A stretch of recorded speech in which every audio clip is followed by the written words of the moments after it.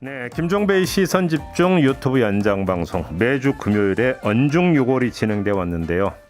위기를 맞았으나 함께했던 이지성 기자가 MBC 뉴스데스크 주말 앵커로 가면서 위기를 맞았으나 그래도 많은 분들이 유지가 돼야 된다는 이런 의견을 보내주셔서 되살아났습니다. 그래서 헬마우스 임경빈 작가와 제가 오붓이 화기애애하게 앞으로 진행을 해보도록 하겠습니다. 뭐 다시 뵙네요. 몇 분 만에. 네. 안녕하세요. 헬마우스입니다. 왜 목소리가 갑자기 이렇게 죽어요? 이게 뭐 보시는 분들은 잘 모르시겠지만 제이비하고 단둘이 스튜디오에 오랜 시간 앉아 있는 게 굉장히 부담되는 일입니다. 왜? 어떻게 혼날까 지금 항상 지금 걱정을 하고 있기 때문에. 뭘 혼나긴 뭘 혼내? 그냥 평안하게. 네. 그냥 편안하게. 하고 싶은 말씀 다 하시고. 그렇죠. 네. 그러잖아요. 그러니까 이제 뭐 서로 화기애애하게 뭐 주거니 받거니 하면 되는 거 아닙니까? 이게 이제 뭐 개편 시기라는 게 어떻게 보면 이제 정치권에 비유하면 일종의 이제 인수위 시기라고 할 수 있기 때문에 업무 보고를 통해서 이 부처가 살아남았다라고 할 수 있거든요. 네. 지금 여성가족부나 이제 통일부처럼 이제 위기에 처한 부처들에게 심심한 위로를 보내면서 저희도 더 열심히 해보겠다는 이 다짐을 좀 해보게 됩니다. 근데 통일부는 아니라던데. 통일부는 또 아니라는 얘기도 있더라고요. 네, 다만 이제 엉뚱하게 이제 법무부가 지금 위기에 처했는데 잘 살아남으시기를 기원 드립니다. 삐까번쩍님이 이지성 기사 보고 싶다고. 네?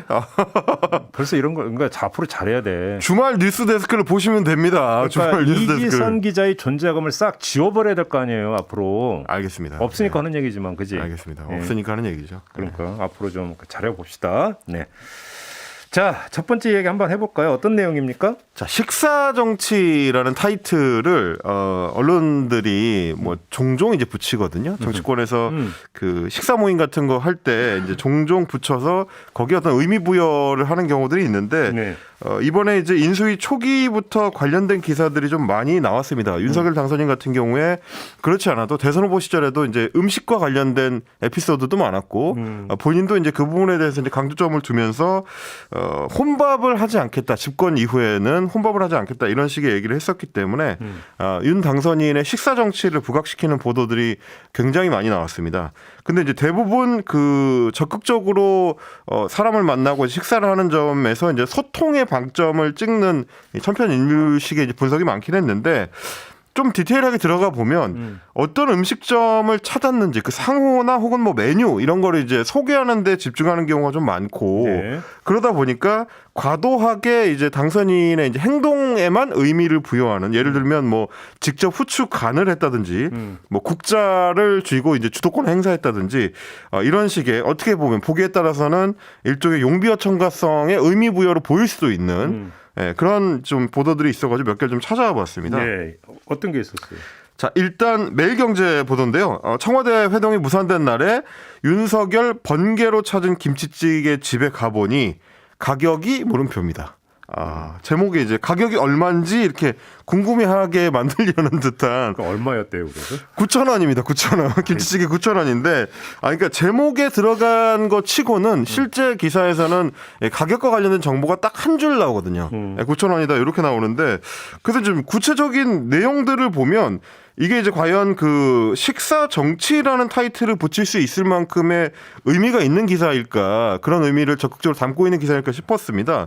이 타이틀을 보면 이제 르포라고 돼 있긴 한데 실제로는 당선인이 전날 다녀갔던 그 통이동 고깃집에 가서 김치찌개를 시켜 먹어본 얘기거든요. 그래서 어떻게 보면 이게 과연 르포르타주의 어떤 성격을 갖춘 기사라고 볼 수 있을까 의문이 좀 들어서 제가 좀 읽어드리려고 이거 굉장히 재밌는 대목이어가지고 좀 뽑아왔습니다. 뭐라고 했냐면 전날 당선인이 국자로 찌개를 뜨는 모습이 전파를 타자 정기의 일각에서는 국자 주도권이라는 말이 나오기도 했다. 손에서 국자를 놓지 않은 데에는 그만한 이유가 있지 않겠느냐는 것이었다. 네. 음식에 일가견이 있다고 알려진 윤 당선인이 전날 맛있게 먹었다는 소식을 접한 터라 김치찌개 맛이 궁금했다. 주문을 하고 10분쯤 지나자 김치찌개가 나왔다. 돼지고기 전문점답게 질기지 않으면서도 두툼한 고기 맛이 일품이었다. 윤 당선인이 왜 국자를 주려고 했는지 그제야 이해할 수 있었다. 이유는 맛이었다. 이거는 한편에 음식 블로거가 음식 그 맛집을 찾아간 후기를 남긴 쪽에 조금 더 가깝지 않는가. 아니 저는 지금 읽으시면 딱 느낀 게 국자를 놓지 않았던 이유가 맛이었다가 말이 안 되는 게 네. 김치찌개를 국자로 먹습니까? 수저로 떠먹지. 아, 그렇죠, 그렇죠. 국자는 다른 사람 퍼준 거잖아요. 그렇네요. 오히려 반대네요. 맛있었으면 혼자 먹으려고 이제 그런 생각을 할 수 있겠습니다. 돼지고기가 굉장히 마음에 들어서 자신의 그릇에 돼지고기를 좀 적극적으로 많이 담는 뭐 이런 얘기를 하려고 그런 건지. 근데 실제로 지금 이 대목만 그런 게 아니라 뭐 밑반찬을 맛있어서 싹 비웠다든지 가격 9,000원이 요즘 점심 식사로는 매력적이었다든지 혹은 뭐 네이버 평점까지 찾아봐가지고 5점 만점에 4.06점이라서 준수했다. 이런 식의 얘기들. 가격에 그 초점을 맞춘 거, 뭐 대통령 당선인이 9,000원짜리 찌개 먹는 어디 이런 그 소박한 서민적 면모 뭐 이런 걸 부각시키려고 했던 걸로서 이해할 수 있는 측면은 없나요? 그런 게 이제 기사에 들어가 있었으면은 어느 정도 감안을 해줄 수 있겠는데 매력적이었다는 게 이제 굉장히 좀 강조가 돼 있었고요. 네. 그러면서 이제 마지막 대목에 보면은 실제로 만나니까 정말 자상하고 주위에 있는 사람들도 다 좋아 보였다라는 식당 사장님의 코멘트로 이제 마무리가 됩니다. 네.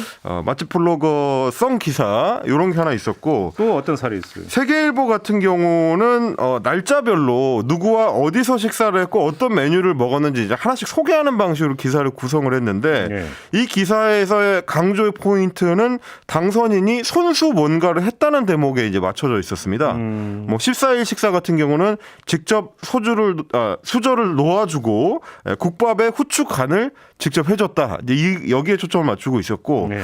15일 같은 경우는 어떤 식당에 갈지를 직접 지시를 했다.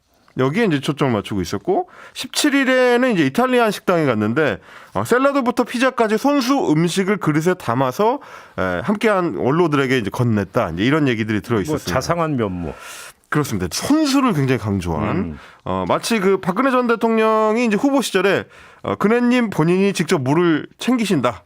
이렇게 적었다가 놀림감이 됐던 근혜님은 못 말려 시리즈를 이제 보는 듯한 그런 감상이 좀 들기도 했습니다. 그런 게 있었던가? 네, 이게 식당에 가서 뭐 직접 하는 게 대통령 당선인이라고 해서 이제 다를 건 아니라고 저는 이제 생각을 하거든요. 이 모든 자리에서 저도 가끔 식당 가면 다른 사람은 수저 젓가락 저도 챙겨주고 하는데. 그러니까요. 사실 저는 막 수저 젓가락 같은 경우는 그냥 각자 본인이 챙기면 좋지 않을까 이제 이런 생각이 들기도 하는데. 근데 요즘은 탁자 밑에 여기서 이제 그 서랍처럼 빼내는 네. 경우가 많으니까. 그렇죠. 그러니까 요게 이제 근혜님은 못 말렵니다. 이게 이제 후보 시절에 대선 공약집에도 들어가 있었던 내용인데 본인이 직접 물을 챙겨 드시고 우리들이 챙겨 드려도 좋으련만 이럴 때는 근혜님도 정말 말릴 수가 없습니다. 라고 민망스럽게 이제 용비어천가를 불렀던 이런 일이 있었군요. 이런 일이 있었습니다. 하여간 그리고요 또. 네, 아시아경제 같은 경우는 꼼꼼하게 윤석열 당선인이 최애 맛집들이 어디가 있는지를 이제 줄줄이 소개를 해줬는데 뭐 이자카야는 어디를 가고 화덕피자는 어디가 맛있고 중국집은 어디를 가고 회식을 할 때는 주로 서초동에 어디를 간다 이제 이런 정보들이 쭉 나열이 됐는데 그나마 이제 실제 기사를 보면 식당 이름들은 땡땡땡땡땡 이런 식으로 이제 표시가 돼 있습니다. 간접 광고일 수 있으니까. 그래서 그런데 근데 이제 굳이 모든 식당 제목을 땡땡땡땡땡으로 할 거면 왜 하나씩 다 소개를 하는지 잘 모르겠어요. 일단 너무 궁금하기도 하고 맛있다고 하니까. 그리고 이제 디저트로는 윤석열 당선인이 베라에서 이제 민트 초코를 즐겨 먹는다. 민초도 아니다. 이런 얘기까지 꼼꼼하게. 잠깐 여기서 대선 죄송한데 새길로 잠깐 빠지겠는데 네. 저 솔직히 지금까지 민트 초코라는 거 한 번도 안 먹어봤거든요. 네. 맛이 어때요? 저는 이제 반민초단이어가지고 항상 이제 단호하게 말씀을 드리죠. 저희 아내분께 치약을 왜 먹냐 뭐 이런 말씀을 드리는데 맛이 그런 네. 민트니까 네, 민트 향이 굉장히 강한 경우에는 초콜릿인데 민트 향이 많다 이런 건가요? 이 자극적인 얘기들이 있어가지고 항상 그런 얘기했다가 저희 아내분한테 숟가락으로 맞고는 합니다.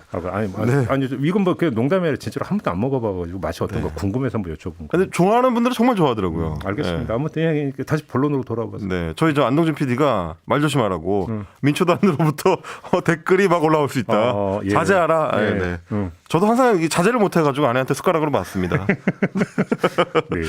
어쨌든 지금 이제 그 말씀을 드리는 게 뭐냐면 식사 정치를 정말로 제대로 소개하고 의미를 분석하고 싶은 기사라면 여기서 좀 더 한 발 더 나가야 되지 않는가. 메뉴를 단순히 소개하거나 어느 식당이 맛있다는 정보를 주는 거를 정치 기사의 중심에 놓기는 조금 무리가 아닌가 싶은 생각이 좀 들었고요. 예를 들어서 제 기억으로는 이제 그 YS 시절에 이제 그러니까 칼국수가 되게 유명했어요. 그렇습니다. 네. 그래서 그러니까 YS가 누구를 불러서 칼국수를 같이 먹었는가. 네. 이제 이거를 조명한 기사가 되게 많이 있었어요. 근데 그거는 칼국수에 초점을 둔 게 아니라 겸상을 한다라는 거, 대통령과 겸상을 한다라고 하는 것이 갖고 있는 의미가 있잖아요. 맞죠. 예. 그러니까 대통령과의 어떤 친소 관계가 어떻게 되고 그러면 지금 여기서 정책 결정이나 어떤 국정을 움직여 들었는데 누가 이제 지금 주축이 되는가 이런 것들을 엿볼 수 있는 하나의 창이 되니까 맞습니다. 그런 식으로 접근했던 것도 있었긴 했죠. 예, 그래서 제가 이제 하나 기사를 좀 찾아와 봤는데 1996년에 이제 김영삼 대통령하고 그 당시 김대중 총재가 여야 영수회담을 했었던 그때의 기사인데 메뉴는 역시 이제 칼국수였고요. 그때는 단순히 지금 이제 제가 앞서 소개해드린 기사들처럼 식사에 대한 내용만 이제 스케치를 한 게 아니고 식사 스케치는 앞에 잠깐 나오고 실제로는 김대중 총재가 14개 항목에 걸쳐서 이제 대담 자료를 따로 준비를 해갔다든지 그 내용 안에는 대선 자금 문제나 그 당시 뭐 아시다시피 20억 플러스 알파라고 했었던 불법 대선 자금 문제라든지 뭐 남북 문제 그리고 한미 정상회담 같은 주요 의제들에 관련된 내용을 상세하게 이제 전달하는 데 초점을 주로 맞추고 있었습니다. 그래서 이제 예전 기사도 90년대에 칼국수 식사 정치와 관련된 기사들을 좀 찾아보면 각각 그 여야의 정치인들뿐만이 아니고 사회적으로 다양한 이 분야의 사람들을 만날 때 칼국수가 어떤 역할을 했는지를 이제 분석하는 기사들이 꽤 있더라고요. 그러니까 여기서 우리가 이제 균형 잡힌 시선이 필요하잖아요. 그래서 이제 두 갈래로 저는 말씀을 드리고 싶은데 예를 들어서 지금 현 문재인 정부를 일단 한정해서 말씀을 드리면 문재인 대통령이 누구를 불러서 청와대에서 이제 같이 뭐 오차이든 뭐를 하면서 이야기를 할 때 이제 어떤 메뉴가 나왔고 뭐 그걸 김정숙 여사가 직접 준비했다 이런 어떤 그 기사들이 꽤 있어요. 네네. 찾아보시면 아마 기억이 네. 그러니까 나올 텐데 그 기생충 멤버들을 불러가지고 이제 짜파구리를 같이 먹었고 뭐 이런 기사들도 많이 있었죠. 네, 그러니까 그런 게 있으니까 그럼 뭐 그거하고 비교해서 이게 뭐가 다르냐 이런 이야기 성립이 될 수 있죠. 그렇기 때문에 윤석열 당선인 관련해서 뭐 이 기사를 쏟아내는 것은 너무 이거 뭐 이른바 이제 용비어친 거 아니냐. 뭐 예를 들어서 이런 식으로 접근하는 부분이라면 그럼 과거는 어땠는가 이런 얘기 성립이 될 수 있죠. 그렇습니다. 하지만 저는 그런 점에서 예를 들어서 그러니까 두 갈래로 말씀을 드리고 싶은 게 이전에도 그런 부분이 없지 않아 있었어요. 문재인 그러니까 대통령 당선된 다음에 예를 들어서 연애 스토리를 그러니까 뭐냐면 한다든지. 그렇죠. 그다음에 예를 들어서 뭐 저는 지금도 기억나는데 이낙연 총리가 이제 총리로 발탁된 후에 이낙연 총리가 어떤 사람인가를 뭐 스케치하면서 뭐 막걸리 애워가고 그래서 지금까지 막걸리 그러니까 그 마신 막걸리가 총 몇 통이고 그래서 뭐 저수지 한 해에 뭐 분량이다 이런 뭐 기사도 있었어요. 네네네. 그러니까 저도 그때 이런 기사가 굳이 필요한가? 그러니까 이낙연 총리를 아는데 굳이 이런 게 필요한가 이제 저도 개인적으로 그런 생각을 했지만 그러니까 이것이 윤석열 당선인의 한정에서 나오는 현상은 아니다. 일단 이 점을 좀 분명히 말씀을 드릴 필요가 일단 하나는 있는 것 같고요. 두 번째는 얼핏 비슷하게 보이는 부분이지만 또 다른 게 있다. 예를 들어서 제가 조금 전에 이제 예를 들다가 말았는데 청와대에서 불러서 식사를 하는데 김정숙 여사가 직접 준비했는데 무슨 메뉴가 나왔다. 반찬으로.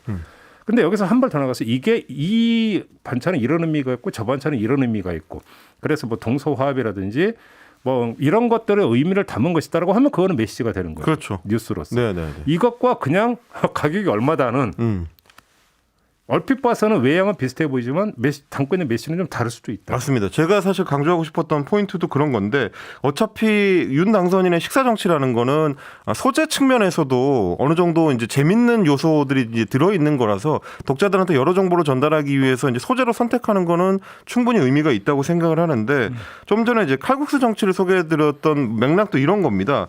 그 안에 이제 들어있는 정보를 좀 더 한 발 더 나갈 수 있게 발전적으로 이제 기사를 작성하는 노력이 좀 더 필요하지 않겠느냐. 예. 해당 자리가 누구를 어떤 식으로 만났고 인수위의 어떤 운영이라든지 앞으로의 정책 행보와 관련해서는 어떤 대화들이 오갔는지까지도 좀 충분히 취재가 돼서 관련 내용들이 중심에 있는 식사 정치 기사가 나오면 좋겠다. 뭐 이런 의미였습니다. 알겠습니다.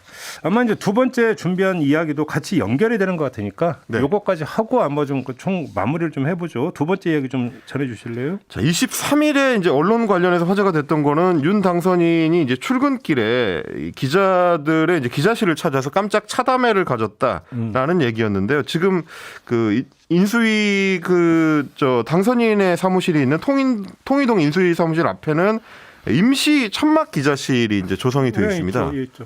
예, 지금 이제 인수위가 사무실을 두 군데를 쓰고 있어서 삼청동하고 이제 통이동이 갈라져 있기 때문에 삼청동에는 기자실이 있는데 그동안 이제 통이동에는 사무실이 없어서 이제 임시로 지금 만들어 놓은 그 기자실을 찾아가지고 네. 그 기자실을 두고 이제 당선인이 이제 프레스 다방이라고 기자들이 모여 있는 다방에다 이제 애칭을 붙여주기도 했는데. 자, 이 자리에서 이제 격이 없는 언론과의 소통을 강조를 하면서 한편에서는 정작 기자들이 궁금해하는 질문은 하지 못하도록 당사자 대변인실에서 막은 거 아니냐. 네. 이제 이런 논란이 있었습니다. 그러니까 기자들한테 오늘은 편한 자리니까 현안 질문과 관련해서는 하지 말아달라 이런 요청을 했다는 거예요. 그래서 실제로 인수위 지금 출입을 하고 있는 SBS 기자가 주영진의 뉴스 브리핑에서 전한 얘기가 있는데요. 직접 한번 들어보시겠습니다. 상견례격의 가벼운 질문이 오갔습니다. 기자회견이 아닌 만큼 현안 질문은 하지 말아달라는 사전 요청이 있었고요. 기자들은 진짜 혼밥을 한 적이 없냐? 아침은 직접 요리해서 먹느냐? 이런 가벼운 주제로 대화를 나눴습니다. 윤 당선인은 여기에 아침은 가끔 혼자 먹는다. 집사람, 즉 부인 김건희 여사는 아침을 먹지 않는다는 등의 그 일상 소식을 전했습니다. 자, 이런 일상적인 대화 중심으로 이제 주로 질문이 오갔다는 거고요. 뭐 이 외에도 이제 함께 전한 소식 보면은 기자단의 고충을 즉석으로 해결해줬다라는 얘기도 했는데, 그러니까 지금 천막 기자실이다 보니까 이제 화장실이 따로 없어서 주로 외부 화장실을 이용하라고 이제 대변인실이나 이제 인수위 쪽에서 얘기를 했는데, 그거에 대해서 이제 윤 당선자가 인수위 건물 1층 화장실을 사용하도록 해라. 사용해도 좋다. 이제 이렇게 지시를 했다는 겁니다. 그러면서 이제 뭐 당선되면 돼지김치찌개 끓여주기로 했는데 그건 어떻게 된 거냐 하니까 이제 뭐 집무실이 마련이 되면 그때 이제 기자들 많이 불러서 같이 먹자. 뭐 이런 식의 얘기도 오갔고요. 그러니까 당선인을 이렇게 가깝게 직접 대면해가지고 질문할 수 있는 기회라는 거는 뭐 현장에서는 그렇게 이제 쉽게 오는 일은 아니고 네. 조금 전에 이제 소개해드린 이 기자의 브리핑에서도 보면 뭐 요즘은 이제 경호가 강화됐기 때문에 직접 따라붙어서 이제 질문하기가 어렵다 이제 이런 얘기도 나오거든요. 그러면 거꾸로 생각하면 이렇게 당선인과 마주 앉아가지고 길게 대화할 수 있는 기회가 생겼을 때 조금 그 현안과 관련된 직접적인 입장을 들어보는 게 필요했을 것 같은데 그런 질문은 아예 이제 없었다고 하니까 오죽했으면 이제 진행자였던 주영진 앵커조차도 아니 당선인 측에서 현안 질문 하지 말아달라고 요청한 게 맞느냐 정말 그렇게 했느냐라고 이제 한번 물어보니까 인수위 측에서는 이제 지금 통이동하고 삼청동으로 기자들이 분리가 돼 있으니까 통이동 기자실에서만 현안 질문이 이루어지면 삼청동 기자실에 있는 기자들이 놓치게 되지 않느냐. 형평성 측면에서 이제 가벼운 질문만 해달라. 뭐 이렇게 얘기를 했다는 거예요. 그랬더니 주영진 앵커가 아니 아무리 그렇다고 현안 질문 하지 말라고 설마 안 하면 어떡하느냐 이런 취지의 이제 한마디를 덧붙이기도 했는데 이 대목도 한번 들어보시겠습니다. 예, 알겠습니다. 그래도 만나기가 쉽지 않은 윤석열 당선인을 만날 기회가 주어진다면 당선인 측의 요청이 있어도 현안에 대한 질문은 해야 되지 않을까 하는 생각이 들어서 한번 제가 질문을 드려봤고요. 앞으로는 좀 기자들이 그렇게 해주고 또 다른 곳에 있는 기자들에게는 또 이렇게 풀을 해주면 되지 않겠습니까? 예. 주영진 앵커도 어쨌든 선배 기자다 보니까 다음에는 그런 기회가 있으면 네. 예, 당선인 측에서 그렇게 요청을 했더라도 현안 질문 좀 해라. 이제 이런 어떻게 보면 좀 질타에 가까운 그런 지적을 좀 하기도 했습니다. 어제 뭐 이 뭐 청와대 관계 이런 거에 대해서도 뭐 잠깐 언급을 하긴 하는 것 같더라고요. 윤석열 당선인도. 그렇습니다. 이제 어제 같은 경우, 그러니까 23일에는 이렇게 현안 질문을 못 해가지고 제대로 안 이루어졌는데 다음 날인 어제는 윤 당선인이 또 이제 직접 프레스다방을 찾아가지고 뭐 법무부 업무 보고와 관련해서 이제 유예시킨 거에 대해서 이제 강력하게 의견을 쏟아낸다든지 혹은 청와대에서 이제 청와대와 인수위 측의 이제 어떤 갈등 문제에 대해서 직접적으로 이제 얘기를 하면서 그러니까요. 뭐 조금 전에 이제 JB타임즈에서 소개해 주셨던 발언들 뭐 이런 것들도 이제 쏟아내기도 했습니다. 그러니까 뭐 이제 그 좀 더 지켜볼 필요는 있죠. 더 지켜볼 필요는 있고 그러니까 지금 그 이틀인가요? 이걸 가지고 지금 뭐 예단할 수는 없는 문제라고 보는데 다만 이건 좀 우리가 한번 정리를 하고 넘어갈 것 같아요. 지금 네로님도 댓글 달았는데 소통한다면서 질문하지 말라? 뭐 이런 이제 댓글을 달아주는데 핵심은 소통이라는 단어인데요. 그렇죠. 소통이라는 단어를 어떻게 이해할 것인가는 되게 중요한 문제거든요. 이제 가끔 만나서 이제 서로 웃고 악수하고 잘 지냈어 뭐 이렇게 하는 거 이거 소통이 아니에요. 그러니까 소통이라고 하는 의미가 정확히 뭔지를 좀 우리가 여기서 개념 정리라고 넘어갔으면 돼요. 소통의 영어가 뭐예요? 커뮤니케이션. 커뮤니케이션의 그 어원이 어떻게 되는 줄 아십니까? 발음이 안 좋아서 제가 어원은 뭐 그 본토 발음은 안 하겠는데 네. 커뮤니케이션의 원래 그 본뜻은 나누다, 공유하다 이런 뜻이에요. 그러니까 뭐냐면 나눈다는 게 이렇게 선거서 너 넘어오지 마 이 나누다가 아니라 서로 그러니까 그 좋은 거 있으면 나눠 먹는다 할 때 그 나누다가 되는 건데 공유하다. 그러니까 여기서 많은 사람들이 착각하는데 소통하면 의견의 소통만을 생각을 해요. 근데 그게 아니고 소통의 기본은 정보의 소통이라는 거예요. 그렇죠. 정보를 함께 나누어서 정보를 공유함으로써 같은 정보를 가지고 그게 공유가 돼야만이 그다음에 같은 관심사를 가지고 이야기가 된다라는 거죠. 그래서 소통의 기본은 정보의 공유예요. 근데 이 정보가 공유되지 않는 소통이라고 하는 것은 그건 소통이 아닌 거죠. 그러면 지금 이야기했던 귀자로면 현안에서 질문하고 대답을 해야 되는 거 아니냐라는 것도 결국은 그 얘기인 거죠. 그렇습니다. 궁금한 거를 물어보고 궁금한 거에 대해서 답변해 주는 게 소통이니까. 그러니까 소통이라고 하는 것은 친근함 이런 것으로 수식이 될 수 있는 그 단어가 아니고요. 솔직함이라고 하는 걸로 수식이 돼야 되는 단어예요. 얼마나 솔직하게 공개를 하고 그거에 대해서 공유하느냐. 이게 소통의 척도가 되는 거죠. 그렇습니다. 근데 많은 사람들이 소통을 착각을 하고 있는 게 있다니까요. 뭐 지금 이제 우리 댓글로도 봄빛님께서도 질문하지 말란다고 안 하는 게 기자냐, 뭐 혹은 뭐 코스모스님 같은 경우는 무서워서 못 물어보고 외람되거나 이렇게 말씀해 주셨는데 저는 가지고 이 지금 두 번째 아이템을 준비를 하면서 오히려 얼마 전에 논란이 됐던 뭐 일요일에 이제 기자회견에서 어떤 기자가 외람되거나라고 이제 말을 꺼내면서 다른 질문을 해서 한창 그 외람되다라는 말이 이제 화제가 된 적이 있는데 지금 이 경우랑 비교를 해보면 오히려 그때의 그 기자는 거꾸로 좀 더 어떻게 보면 좀 더 용기 있게 다른 질문을 던진 셈이거든요. 진짜 궁금한 거를 실제 기자회견의 주제가 아님에도 불구하고 꼭 물어봐야 될 게 있을 때 앞에 외람되오나를 붙인 거와는 별개로 질문을 한 셈이고 이번에 이제 기자들 같은 경우는 현안 질문만 해달라고 하니까 현안 질문을 빼달라고 하니까 정말 현안 질문을 빼준 경우라서 오히려 이제 거꾸로 된 셈입니다. 지금 일반적 인식하고는 반대로. 그래서 이번에 이제 주영진 앵커가 지적을 한 것처럼 기자들한테는 사실 대변인실 입장에서는 여러 부탁을 할 수가 있는데 다른 무엇보다도 현안 질문을 하지 말아달라는 요청에 대해서는 기자들이 과감하게 스킵하는 정신이 필요하지 않을까. 그거야말로 좀 가장 궁금한 포인트를 놓칠 수 있는 거기 때문에 범위를 조금만 확장을 하면 윤석열 당선인이 그랬잖아요. 그러니까 그 대통령 집무실을 용산으로 옮긴 다음에 네. 1층에 기자실을 설치하겠다. 그래서 소통을 하겠다라고 이야기를 했는데요. 저거 그 이야기를 보면서 두 가지 생각이 들었어요. 첫째, 1층에 설치하고 별도 건물에 설치하고는 전혀 중요한 문제가 아니에요. 그렇죠. 왜 그러냐면 지금 기자들이 그건 청와대만이 아니라 다른 정부기관도 마찬가지인데 제 집 드나들듯이 정부 부처 사무실 못 드나들어요. 옛날에는 드나들었어요. 그래서 정말로 그 옛날 얘기지 막 서랍도 열어보고 그렇죠. 그래서 문서도 막 몰래 보고 쓱쓱 슬쩍 가져오는 경우도 있고 그래서 특종하는 경우가 많이 있었어요. 근데 이게 언론계에서 이제 어떤 그 취재의 질서라고 하는 게 조금씩 정립되어 가는 과정을 거치고 노무현 정부를 거치면서 기자가 뭔가 자기 집 안방 들락거리듯이 정부 측 사무실 들락거리고 뭐 서랍 열어보는 차단을 한 거죠. 그러면 대통령 집무실이 용산으로 가든 청와대로 가든 대통령 비서실이나 이런 데 있어서 뭐 자유롭게 오가면서 취재를 못하는 것은 같은 환경이에요. 그게 1층에 있건 아니건 춘추관에 있건 그건 그렇죠. 중요한 문제가 네, 아니라는 거죠.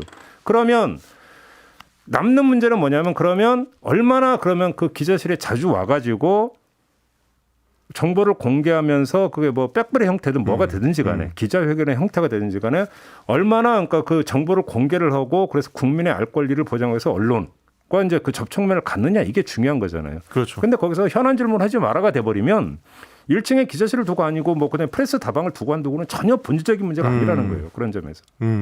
그 말씀의 연장선에서 이제 그런 생각을 하게 되는 건데요. 이제 23일에 첫 차담회에서 주로 나온 얘기들이 기자들의 이제 취재 환경을 어떻게 해줄 것인가, 그래서 이제 화장실을 어떻게 쓰게 해줄 것인가, 뭐 이런 문제가 된 것도 물론 취재 환경 갖추는 것도 중요한 거고, 말씀하신 것처럼 그 연장선에 기자실을 어느 층에 둘 것인가라는 얘기가 나오는 걸 테지만, 어떻게 보면 취재하는 기자 입장에서는 그런 뭐 취재 환경, 그게 이제 건물 안에 들어가 있든 그냥 천막에 있든 중요한 게 아니라 실제로 중요한 정보를 같이 공유하려는 사람이 자주 기자실을 찾고, 그리고 이제 벽이 없이 이 어떤 대화가 이루어질 수 있도록 그런 환경이 갖춰지는지가 취재 환경으로서는 오히려 더 중요한 문제 아닌가. 다만 이런 건 있겠죠. 현재 청와대 기자실 이제 춘추관에 있잖아요. 네. 별도 건물에 있어요. 그러니까 두 번 갈까 한 번만 안 가, 한 번밖에 안 갈 수 있죠. 사람이란 게 그렇잖아요. 심리적 거리감도 생기고. 그렇죠. 아유, 근데 만약에 1층에 있으면 오가다가 네. 한 번이라도 더 들를 수 있죠. 저는 그 점은 있다고 생각해요. 음. 그 점은 충분히 있을 수 있다고 생각하는데, 물리적 거리가 심리적 거리하고 비례한다고 그러잖아요. 네. 그런 점에서는 그러니까 그럴 수 있다고 보는데, 뭐 당선인도 이제 공간이 인식을 지배한다고 하니까요. 예. 그런데 문제는 들어가서 현안 묻지 마세요가 돼버리면 그건 소통이 아닌 거죠. 그렇죠. 본질은 거기에 있는 거죠. 그리고 또 그렇다면 네 하면 안 되는 거죠. 기자. 네 하면 안 된다는 거를 말씀을 뭐 드립니다. 알겠는데 그래도 이거는 답변 네. 주셔야죠 하면서 물어야죠. 그렇죠. 그렇죠. 외람되오나를 붙이더라도 물으셔야 된다는 거 말씀을 좀 드리겠습니다. 마지막 얘기로 넘어가죠. 자, 이제 문재인 대통령이 5월 10일에 이제 퇴임을 하게 되는데, 그 퇴임한 뒤에 양산에 이제 사절을 가게 되니까 경호시설을 지금 조성을 하고 있습니다. 네. 그런데 이제 며칠 전에 연합뉴스에서 이제 기사를 하나 냈는데 이 제목을 보고 저도 좀 꽂혀가지고 가져와 봤습니다. 제목이 이렇습니다. 문 대통령 사저 경호시설에 철쭉 등 심는 데는 철쭉 등 심는데 3억 원 이렇게 되어 있습니다. 오호. 그러니까 이제 경호시설에다가 꽃나무를 심는데 3억 원을 드린다라는 제목이 정보값으로 딱 들어있으니까. 잠깐만, 이건 그러니까 사저에 그러니까 심는 것도 아니고 경호시설에 심는데 3억 이렇게 된 거죠. 그렇습니다. 예. 근데 이제 제목을 딱 보는 순간, 아니 무슨 꽃 심는데 이렇게 돈을 많이 들여?